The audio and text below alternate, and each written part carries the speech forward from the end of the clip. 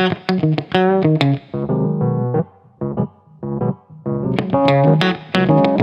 Queen of the Skies. As an AvGeek, the Boeing 747 is my favorite aircraft, and I'm sure a lot of others would agree it's one of the most iconic airplanes to ever fly. This aircraft revolutionized aviation, and its iconic double-decker hump design makes it very easily recognizable. I had always wanted to fly the 747 ever since I became obsessed with aviation. The jumbo jet, as it is known, has been a poster child of the golden era of aviation, although child is not really a term you would associate with the 747. The Queen of the Skies, as it is lovingly known, the 747 is as iconic as it gets. Before the Boeing 747 flies off into the sunset, I wanted to fly it one last time. This was a memorable trip for me, where I flew a bunch of airlines in business and first class and did a round-the-world trip. And what a way to start the trip by flying the Queen. Not only did I fulfill my dream of flying the 747, I also flew in business class on the upper deck.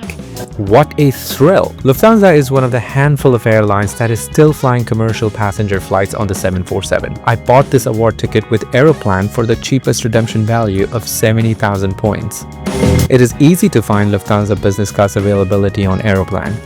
At the time of posting this video, there is abundant Lufthansa availability on Aeroplan, and most of it is on their new Allegro suites on A350s. Lufthansa business is not really competitive in 2025.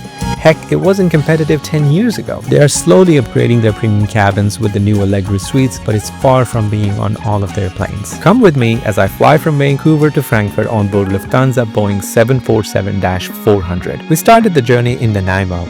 We flew Harbour Air seaplane from Nanaimo to Vancouver, which took about 30 minutes.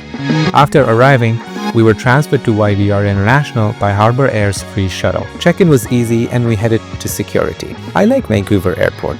It's always chill and doesn't seem chaotic. We almost reached our departure gate and realized that we were supposed to go to the Maple Leaf Lounge. Our flight doesn't leave for another 3 hours. I hope there is no big lineup for the Maple Leaf Lounge. I was here 3 weeks ago, I think.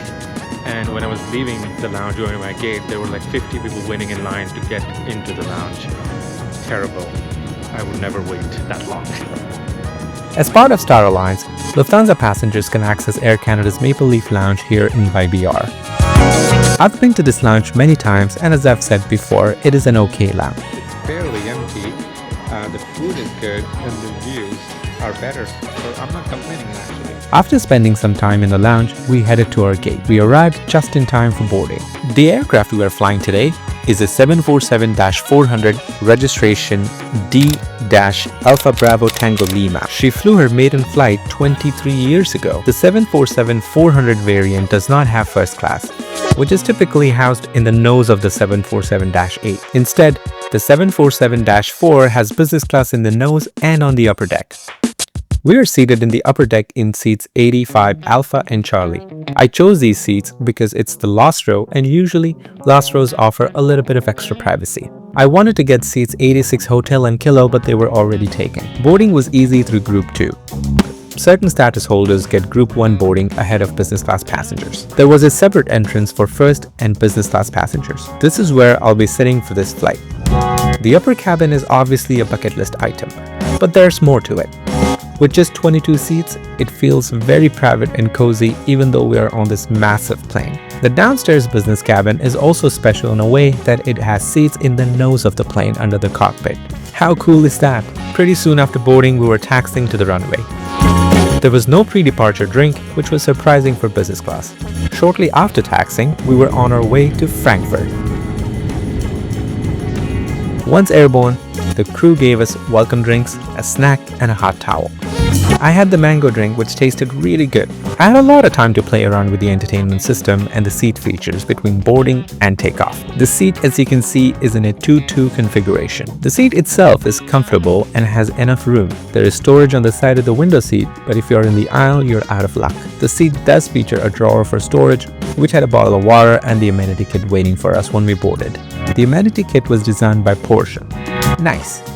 I didn't open mine because I like to collect these. It included your basic items: wet towel, earplugs, dental kit, headphone covers, socks, and an eye mask. Because we're in the upper deck, The side storage is minimal. The entertainment system is old and it shows its age. The remote control on the IFE is interesting and it took me a second to realize how it worked. It is a trackpad that you can use to move around the screen. The selection of TV shows and movies were okay. I did not really watch anything other than the flight map, classic AvGeek trait. One thing I really liked about the IFE was the live map of the aircraft.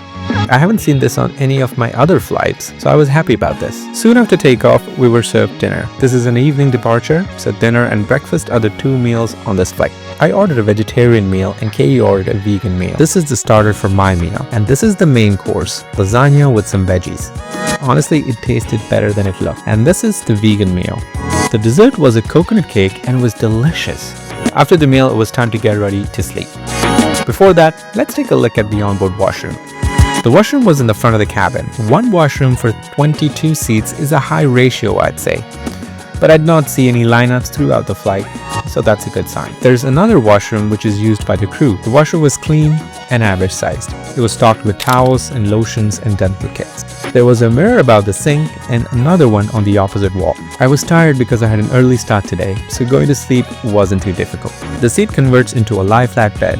The leg rest becomes an extension of the seat. The bed was okay comfort-wise. I slept mostly on my side, and I think it was better than sleeping on my back. The seat wasn't wide enough to sleep on my back for a long time. The blanket was comfy and I had a nice 5 hours sleep. When I woke up, the crew was already serving breakfast. For breakfast, I had scrambled eggs, veggies, and fruit. I liked the breakfast more than the dinner, honestly. Katie's vegan breakfast was even better.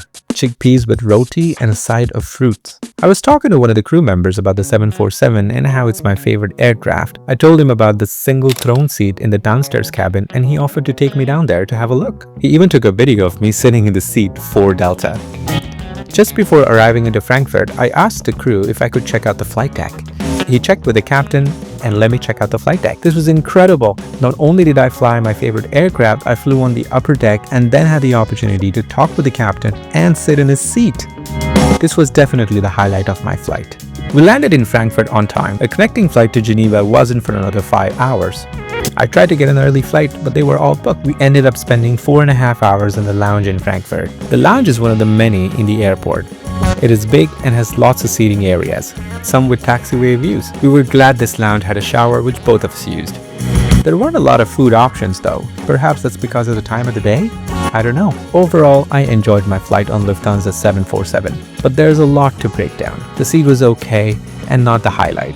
A 2-2 configuration in 2025 is unacceptable. The food was good, the service was fantastic, and the experience of flying upper deck on the Queen was unmatched. Will I fly Lufthansa business class in the 747 again?